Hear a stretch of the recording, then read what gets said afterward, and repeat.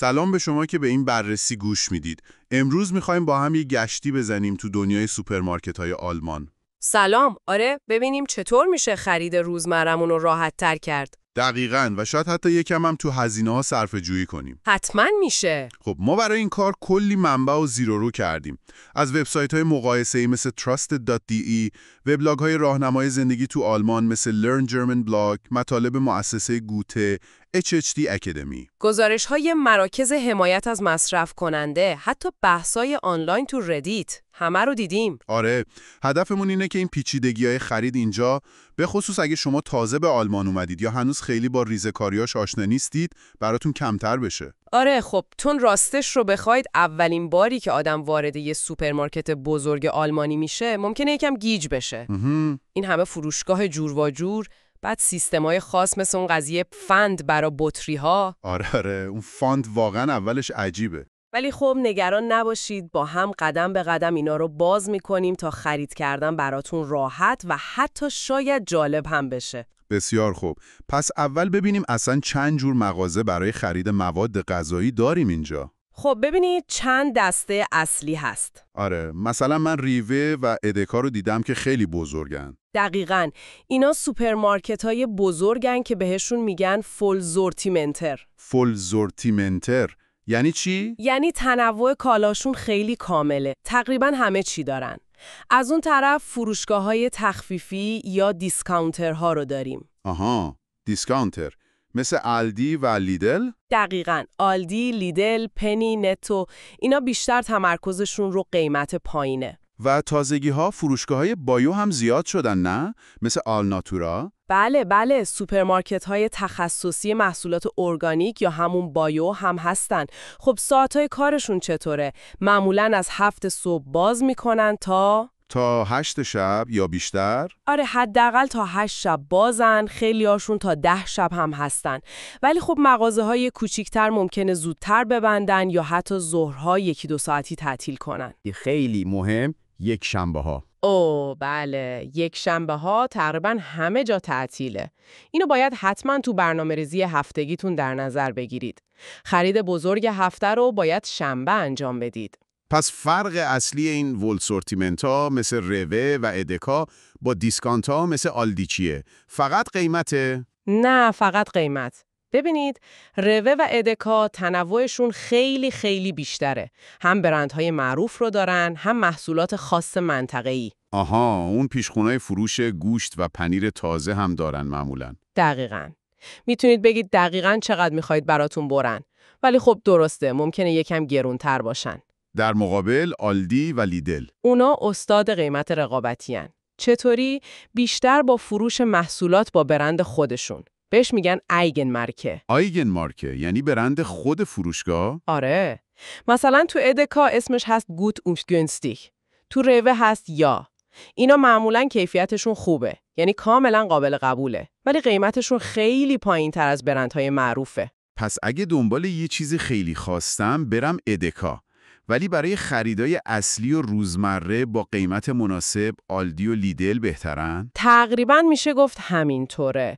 البته یه فروشگاهی مثل کافلند هم هست. آره، کافلندم دیدم. اون چطوره؟ اون سعی کرده یه چیزی بین این دوتا باشه. یعنی هم تنوعش خیلی خوبه، بیشتر از دیسکانتراست، هم سعی میکنه قیمتاش رقابتی باشه. خیلی هم میگن کافلند جاییه که میشه تقریباً همه چیز رو یه جا پیدا کرد. خب این روزا خرید آنلاین مواد غذایی هم خیلی مد شده. اینجا گزینه‌ها چیه؟ بله، چند تا گزینه اصلی هست. یکیشون ریویو آنلاینه که تنوعش فوق‌العاده است. فکر کنم حدود 20,000 قلم کالا دارن. 20,000 تا؟ قیمتاش چی؟ قیمت‌ها معمولاً مثل فروشگاه فیزیکی همون منطقه است، ولی خب هزینه ارسال داره. از حدود 3 یورو و 90 سنت شروع میشه، حداقل خرید هم معمولاً 35 یوروه. اگه زیاد خرید کنیم چی؟ اگه بالای 120 یورو خرید کنید، ارسالش رایگانه. ولی حواستون باشه، گاهی برای اینکه زمان دقیق تحویل رو خودتون انتخاب کنید، یه هزینه اضافی هم میگیرن. خب گزینه بعدی چیه؟ ادکا 24. این جالبه چون با پست DHL به سراسر آلمان میفرسته. حتی شهرهای کوچیک و روستاها. این خوبه ها. تنوعش چطوره؟ حدود 4000 قلم کالا داره. بیشتر تمرکزش رو مواد غذایی خشک و محصولات ارگانیکه. ولی یه نکته خیلی مهم. میوه و سبزیجات تازه نداره. پس برای خرید کامل نمیشه روش حساب کرد. نه، برای مواد تازه.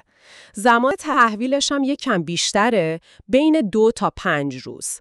هزینه ارسالش 5.90 یوروه که اگه بالای 75 یورو خرید کنید رایگان میشه. حداقل خریدش هم فقط 10 یوروه. 10 یورو؟ خیلی کمه.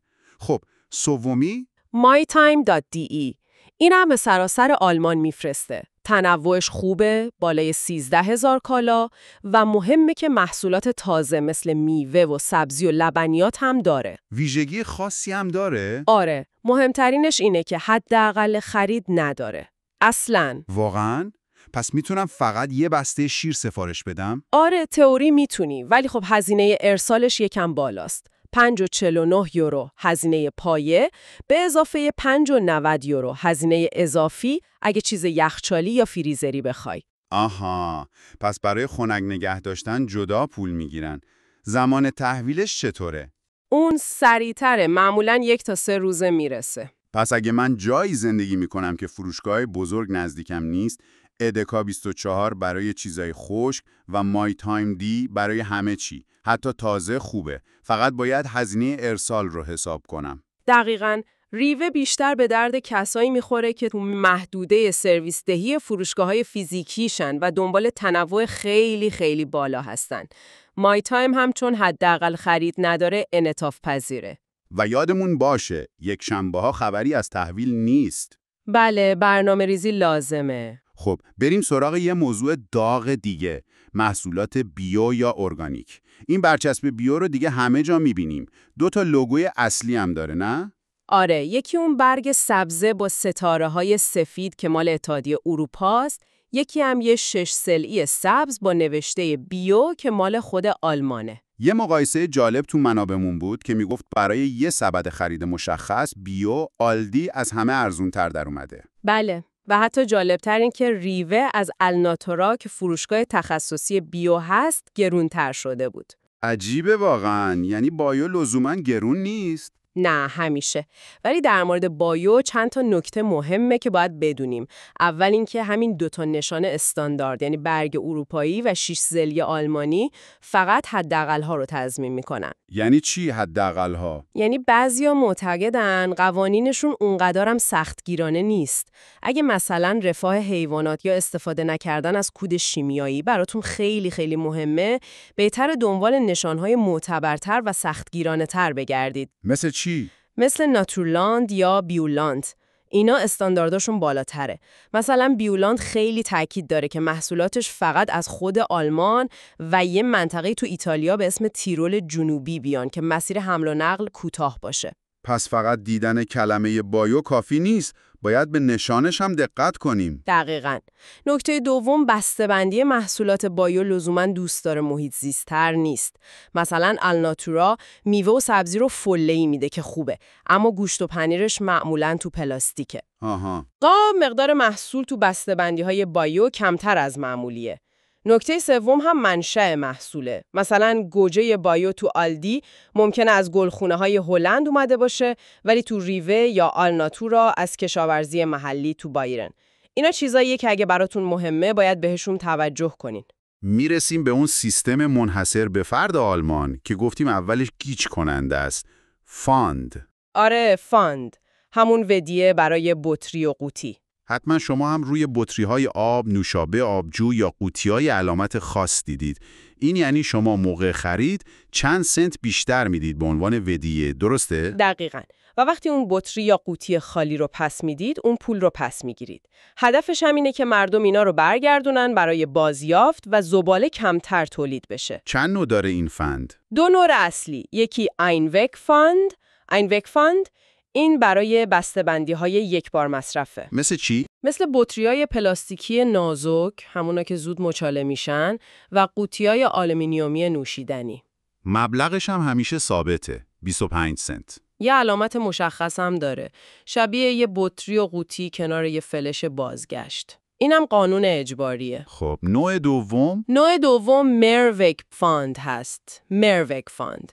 این برای بطری‌های چند بار مصرفه. چند بار مصرف مثل شیشه‌ای ها؟ آره، بیشتر بطری‌های شیشه‌ای مثل آبجو، آب معدنی، نوشابه تو شیشه یا حتی بعضی بطری‌های پلاستیکی ضخیم‌تر و محکم‌تر. مبلغ این یکی متغیره. چقدر مثلا؟ مثلا برای بطری آبجو 8 سنت، برای بطری آب معدنی یا آب میوه شیشه‌ای یا پلاستیکی محکم 15 سنت. این سیستم بیشتر توافقیه و اجباری نیست. علامت خاصی هم نداره. گاهی نوشته مرویک فلشه یا شکل یه فرشته آبی رنگ داره. پس چه چیزایی فاند دارن و چه چیزایی ندارن؟ تقریباً تمام نوشیدنی‌ها تو بطری‌های پلاستیکی، شیشه‌ای یا قوطی فلزی بین 0.1 لیتر تا 3 لیتر فاند دارن. استثناء چیان؟ پاکت‌های مقوایی آب میوه یا شیر، بطری‌های شراب. البته بعضی شراب‌های خیلی ارزون ممکنه 2-3 سنت فاند داشته باشن و نوشیدنی‌های الکلی خیلی قوی اینا معمولاً فاند ندارن. خب حالا چطور این پول ودیعه رو پس بگیریم؟ خیلی راحته. بطری‌ها و قوطی‌های خالی رو که بهشون میگن لرگوت. لرگوت یعنی جنس خالی. آره، اینا رو جمع می‌کنید، میبرید به دستگاه‌های مخصوصی که معمولاً نزدیک ورودی سوپرمارکت‌ها هستن. بهشون میگن فاند اتومات. فند اتومات. بطری رو میذارید داخل، دستگاه اسکنش میکنه، میگیره و در نهایت یه رسید کاغذی بهتون میده. یا تیکه کاغذ شبیه رسید خرید. به اون میگن بن. آفرین. اون بن رو میبرید پای صندوق. خب یه سوال مهم. اگه من بطری رو از لیدل خریده باشم، میتونم ببرم دستگاه توی روه پس بدم؟ بله، برای بطری‌های اینوگ، همون 25 سنتی ها، میتونید ببرید هر فروشگاهی که نوشیدنی تو بسته‌بندی مشابه میفروشه پس بدید. لازم نیست حتما همونجا باشه که خریدید. این خیلی کار رو راحت کرده. این عالیه. بعد با اون رسید یا بن چی کار کنم؟ میبریدش پای صندوق یا پول نقدش رو بهتون میدن یا اگه دارید خرید میکنید مبلغش از کل خریدتون کم میشه. چه سیستم جالبی. نتیجه هم داده؟ یعنی مردم واقعا برمیگردونن؟ اوه خیلی. آمارا میگه حدود 99% این بطری‌ها و قوطی‌های فندار برگردونده میشن. 99%. فوق‌العاده است. آره، و خب نتیجهش اینه که خیابونا و پارکا خیلی تمیزترن. البته یه انتقادی هم بهش هست. چی؟ اینکه متاسفانه نتونسته جلوی زیاد شدن مصرف بسته‌بندی‌های یک بار مصرف رو بگیره. از نظر محیط زیستی هنوز بهترین گزینه همون بطری‌های شیشه‌ای مرویک هستن که واقعاً بارها شسته و دوباره پر میشن. یه نکته بامزه‌ام گفتی در موردش. آره، اینکه خود آلمانی‌ها هم گاهی سر جنسیت کلمش، یعنی بگن در فاند یا داس فاند، شوخی میکنن یا مطمئن نیستن. البته درستش داس فاند هست. چند تا کلمه کلیدی هم بگین، شاید به درد بخوره. آره. فند فلاشه یعنی بوکن با ودیعه، فند اتومات همون دستگاهه و فند abgeben یعنی ودیعه رو پس دادن. عالی. خب خریدامونو کردیم، فاند رو هم پس دادیم، میرسیم صندوق پرداخت. شنیدم آلمانی‌ها خیلی پول نقد یا بارگلد دوست دارن. هنوزم همینطوره؟ بله، پول نقد هنوز خیلی رایجه و واقعا همه جا قبولش میکنن. حتی تو مغازه‌های کوچیک، نانوایی‌ها، همه جا. ولی خب پرداخت با کارت خیلی بیشتر شده، مخصوصا بعد کرونا. چه کارتی از همه رایج‌تره؟ رایج‌ترین کارت اینجا ژیرو کارت هست. ژیرو کارت. خیلی هنوز به اسم قدیمیش ایسی کارته، اتسه کارته، میشناسنش. همون کارت بانکی معمولی خودمونه؟ دقیقاً. کارت دبیت که به حساب جاریتون وصله. این کارت مثل مثل پیکان جوانان خودمونه. نه، شوخی کردم. مثل فولکسواگن گلف. پرداخت هاست. قابل اعتماد و همه جا هست. یعنی تقریباً همه جا قبولش میکنن؟ آره. تو تمام سوپرمارکت ها، فروشگاه های بزرگ و خیلی از مغازه‌های کوچیک و رستوران ها قبولش میکنن. کارت‌های اعتباری چی؟ ویزا، ماسترکارد؟ کارت اعتباری یا کردیت کارت تو فروشگاه‌های بزرگتر و زنجیره‌ای‌ها معمولاً قبول میکنن. ولی خب انتظار نداشته باشید تو نانوایی سر کوچه بتونید با کردیت کارت پرداخت کنید. پرداخت با موبایل مثل اپل پی یا گوگل پی چطور؟ اونم داره جا میفته، مخصوصاً تو شهرهای بزرگ، ولی هنوز به اندازه گیرو کارت فراگیر نیست. برای خرید آنلاین چی؟ اونجا که دیگه نقد نمیشه. درسته، اونجا پیپل خیلی محبوبه. خیلی‌ها استفاده میکنن. امن و سریعه. کلارنا هم هست که اجازه میده اول بخری بعدن پولشو بدی. یه گزینه دیگه هم گفتی برای حفظ حریم خصوصی. آره، پی سیف. اگه نخواید اطلاعات بانکیتون رو آنلاین بدید، میتونید کارت شارژ پی سیف بخرید و با یه کد 16 رقمی پرداخت کنید. مثل کارت شارژ خودمونه یه جورایی. یه چیز جالب دیگه هم شنیدم، امکان گرفتن پول نقد یا کشبک تو صندوق بعضی سوپرمارکت‌ها. اون چیه؟ بله، اون خیلی به درد بخوره. وقتی دارید با کارت جیرو کارت خرید میکنید، معمولاً باید یه حداقل خریدی، مثلا 10 یا 20 یورو کرده باشید. موقع پرداخت میتونید به صندوقدار بگید مثلا 50 یورو بیشتر از حسابتون بکشه و اون 50 یورو رو بهتون پول نقد بده. اوه چه خوب. یعنی لازم نیست دنبال دستگاه ATM بگردم. دقیقاً، مخصوصاً تو شهرهای کوچیک‌تر که شاید دستگاه ATM کم باشه، این خیلی راه خوبیه. عالیه. خب بریم سراغ چند تا نکته کاربردی و یه جورای آداب خرید که خوبه بدونیم، مثل قضیه کیسه خرید. آره، از سال 2022 دیگه تو صندوق بهتون کیسه پلاستیکی نازک معمولی نمیدن. ممنوع شده. پس چیکار باید بکنیم؟ یا باید کیسه پارچه‌ای یا ساک خرید خودتون رو بیارید، یا میتونید کیسه های کاغذی یا پلاستیکی ضخیم‌تر و قابل استفاده مجدد رو از همونجا بخرید. که خب پولیه دیگه. بله، البته یادتون باشه کیسه کاغذی هم لزوماً برای محیط زیست بهتر نیست، مگه اینکه واقعاً بارها و بارها ازش استفاده کنید. اون کیسه های خیلی نازک پلاستیکی که برای میوه و سبزی هستن چی؟ اونا هنوز هستن؟ آره، اونا که بهشون میگن همچن بویتل، چون شبیه زیرپوش رکابیان، برای برداشتن میوه و سبزی فله‌ای هنوز مجاز و رایجن. ولی خب بهتره کیسه پارچه‌ای خودمونو ببریم براشون، نه؟ آره، الان خیلی از اون کیسه های توری پارچه‌ای کوچیک و چند بار مصرف استفاده میکنن. خیلی از فروشگاه ها هم خودشون میفروشنشون. گزینه بهتریه قطعاً. در مورد رفتار توی فروشگاه و صف چطور؟ نکته خاصی هست؟ چند تا چیز خیلی مهمه که رعایتش نشونه احترامه. اول از همه صف.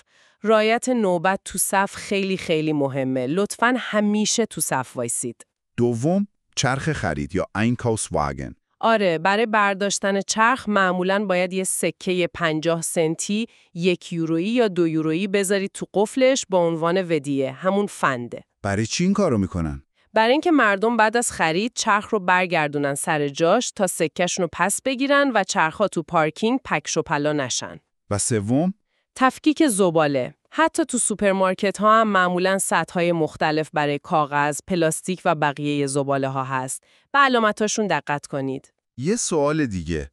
اگه قیمتی که رو قفسه دیدم با قیمتی که پای صندوق حساب میکنن فرق داشت، کدوم درسته؟ این سوال خوبیه. متاسفانه یا خوشبختانه قیمتی که تو سیستم صندوق ثبت شده معتبره، نه قیمتی که روی برچسب قفسه بوده. جدی؟